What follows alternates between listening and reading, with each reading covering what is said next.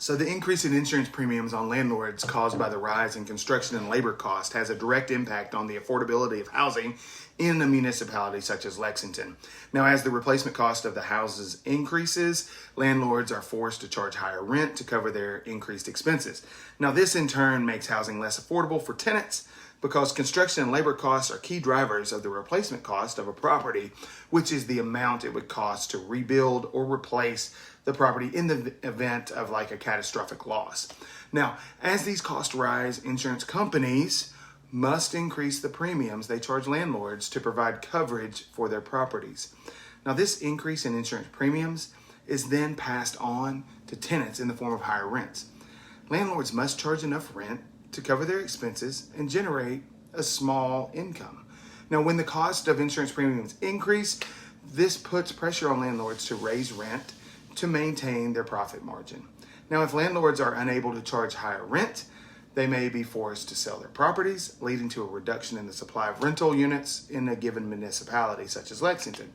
Now, the adverse effects of higher insurance premiums on landlords is most acutely felt by lower and moderate income renters.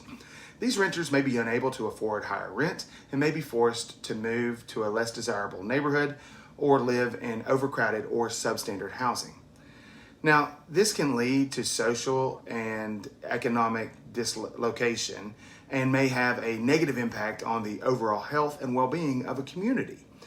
So to mitigate the impact of higher insurance premiums on landlords, municipalities can consider a range of policy options. For example, municipalities such as Lexington could explore ways to reduce the cost of construction and labor, such as by streamlining the permitting process or providing tax incentives for new construction.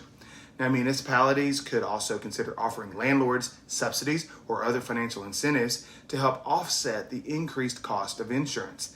Now, in conclusion, the increase in insurance premiums on landlords caused by the rise in construction and labor costs has an adverse effect on the affordability of housing in a municipality such as Lexington. Now, as landlords are forced to charge higher rent to cover these expenses, this can make housing less affordable for low and moderate income renters, leading to a social and economic dislocation. To address this issue in the future, municipalities can consider a range of policy options to help reduce the cost of construction and labor and provide financial incentives to landlords. Thanks so much. Watch my other videos.